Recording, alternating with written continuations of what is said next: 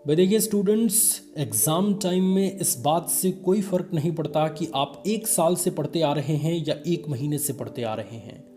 लेकिन अगर आपने एग्ज़ाम के दिन उन 3 घंटों में जिस तरीके का प्रदर्शन कर दिया, वही प्रदर्शन ये डिसाइड करता है कि आपके नंबर कैसे आने वाले हैं। क्योंकि बहुत बार ये होता है कि 1 साल से अच्छी तैयारी करने वाला स्टूडेंट्स भी अपने उस 3 घंटे में अपना बेस्ट नहीं दे पाता, और बहुत सारे स्टूडेंट्स जो सिर्फ 1 महीने से ही अपने एग्ज़ाम्स की तैयारी की शुरुआत किए हैं, वो काफ़ी बेस्ट अपना दे देते हैं और उनसे ज़्यादा नंबर लेके आ पाते हैं। तो कारण क्या है? कारण है पेपर हल करने का सुपर तरीका उनको नहीं पता। अगर आप एक ऐसे स्टूडेंट हैं जिनको एग्ज़ाम से पहले ये सुपर तरीका नहीं पता, तो ये वीडियो आपके लिए है।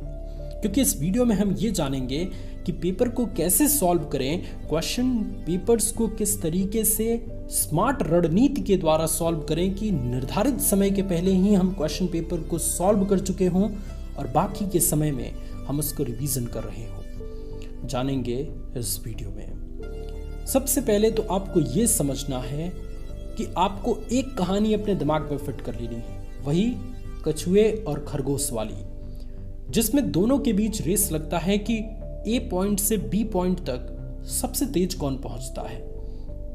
दोनों साथ में रेस प्रारंभ करते हैं। कुछ किलोमीटर चलने के पश्चात खरगोश को यह लगता है कि अरे कछुआ तो बहुत पीछे रह गया है, उसकी कहाँ औकात है मुझे बीट करने की, और वहीं पर रुक के आराम करने लगता है। कुछ देर बाद उसको नींद लग जाती है और जब उसकी आंखें खुलती हैं तो वहीं पे वो धरा का धरा रह जाता है, क्योंकि जब वो देखता है कि कछुआ अपनी मंजिल को पार कर चुका है तो उसको पछताने के सिवा और कुछ नजर नहीं आता। वो इसलिए क्योंकि उसने चला तो सबसे पहले था, उसने बहुत तेजी के साथ दौड़ते हुए कछुए को शुरू में कई किलोमीटर पीछे छोड़ दिया, लेकिन स्मार्ट स्ट्रेटजी ना होने के कारण, एक स्ट्रांग माइंडसेट ना होने के कारण वो हार गया।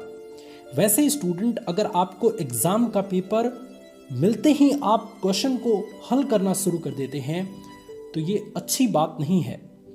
यह आपको बहुत बड़े गड्ढे में पहुंचा सकता है।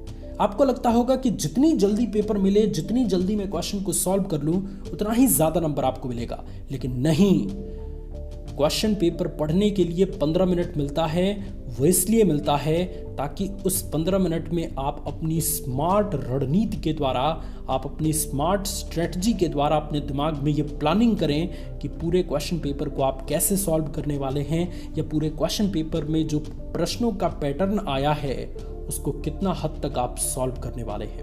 सो अगर आप एक ऐसे स्टूडेंट हैं जो एग्जाम देने वाले हैं, तो अपने दिमाग में ये फिट रख लीजिए कि जैसे ही पेपर आपको मिले, उस पेपर को लेना है, उस पेपर की प्रार्थना करनी है, क्योंकि 1 साल से आपने काफ़ी अच्छी तैयारी की है, या जितनी भी समय आपने तैयारी की है उसकी तैयारी तो की है, तो उसके लिए कुछ प्रार्थना करिए कि भाई पेपर अच्छे से जाए। उसके बाद पेपर को ओपन करिए, ध्यान से 10 मिनट पढ़िए और 5 मिनट में ऐसी स्मार्ट रणनीति बनाइए जिस रणनीति के ऊपर चल के आप निर्धारित समय से पहले पेपर को सॉल्व कर दें। ऐसा नहीं कि पेपर मिलते ही रेल मोहम्मद हो गए, तो ऐसी बात नहीं करनी है आपको। इस वीडियो में 5 ऐसे पॉइंट्स मैं आपको बताने वाला हूं जिसके जरिए आप निर्धारित समय से पहले अपने पेपर को सॉल्व कर पाएंगे। यह हमारी पूरी 100% गारंटी है। जिसमें सबसे पहली चीज कि एक घड़ी अपने साथ जरूर लेके जाएं।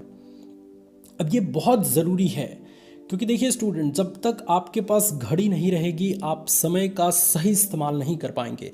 आपको लगेगा कि समय तो अभी बहुत है और आप अभी 1 नंबर, 2 नंबर, 3 नंबर के प्रश्नों में ही हीरे मोती जड़ रहे हैं, उसको हेडिंग बना के लिख रहे हैं। तब तक 2 घंटे बीत गया और उसके बाद 5-5 नंबर वाले प्रश्नों में या ज़्यादा नंबर मिलने वाले प्रश्नों में आप इतनी बेकार हैंडराइटिंग के साथ उसको प्रेजेंट करेंगे कि पूरा का पूरा आपका रिजल्ट खराब हो जाएगा। इसलिए एक घड़ी आपको ये हमेशा बताती रहेगी कि आपके कितने प्रश्न सॉल्व हो गए और आपके पास कितने समय अभी बचे हैं। इसलिए एक घड़ी अपने साथ ज़रूर लेके जाएं, चाहे कुछ जाए चाहे ना जाए। आपका प्रवेश पत्र, आपका पेन और आपकी एक घड़ी आपके साथ ज़रूर जानी चाहिए। दूसरी चीज़ जो आपके पेपर को सॉल्व करने में और निर्धारित समय से पहले सॉल्व करने में काफ़ी ज़्यादा हेल्प करेगी वो ये है कि शॉर्ट क्वेश्चंस पे ज़्यादा समय ना दें। भाई देखिए, मैंने बहुत सारे स्टूडेंट्स को ये गलती करते देखा है। पेपर जैसे ही मिलता है, भाई एक साल की एक्साइटमेंट होती है, क्या गर्मी, क्या जाड़ा, क्या बरसात, सभी में बच्चों ने मेहनत किया है, तो क्यों ना सबको दिमाग में ये आता है कि क्यों ना सभी क्वेश्चन को हीरे मोती जड़ के हम लोग उसको सॉल्व करें ताकि एग्जामिनर हमें ज़्यादा नंबर दे। और यही माइंडसेट सबके स्टूडेंट्स के दिमाग में रहता है और शुरू के 1 नंबर, 2 नंबर, 3 नंबर मिलने वाले प्रश्नों में हीरे मोती जड़ के मार हेडिंग ये वो बॉक्स बना के हम पूरा का पूरा उसको आकर्षक बनाते हैं। लेकिन 2 घंटे बाद जैसे ही पता चलता है कि अभी तो बहुत बड़े बड़े प्रश्न हैं और उसको करने में कम से कम 2 घंटे और लगेंगे, तो उसके बाद जो हम रेल मोहम्मद होते हैं कि हम ये नहीं देखते कि हमारी हैंड राइटिंग कैसे जा रही है, कुछ गलतियां हो रही हैं कि नहीं, कुछ टॉपिक्स छूट रहे हैं कि नहीं, बस लिखते जाते हैं और वहीं पे सारा का सारा मामला ख़राब हो जाता है। तो क्यों ना शॉर्ट क्वेश्चन पे कम समय दे, क्योंकि शॉर्ट क्वेश्चन एक ऐसे क्वेश्चंस होते हैं जिसमें सिर्फ आंसर देखता है एग्जामिनर कि अगर आपका आंसर आ चुका है आपको पूरा का पूरा नंबर दे दिया जाएगा, क्योंकि 2 नंबर में 1 नंबर में क्या ही काटेंगे एग्जामिनर अगर आपका आंसर आ गया है तो। इसलिए शॉर्ट क्वेश्चन पे कम से कम समय दें, फटाफट से 1 लाइन में, 2 लाइन में, 3 लाइन में उसका आंसर लिख के आगे बढ़ जाए। कोई ज़रूरत नहीं है उसको हीरे मोती जड़ने की, कोई ज़रूरत नहीं है हेडिंग बनाने की। हेडिंग बनाना, हीरे मोती जड़ना ये बड़े बड़े प्रश्नों में होता है, तभी जाके आपका कॉपी पूरी तरीके से अट्रैक्टिव दिखेगा, आकर्षक दिखेगा।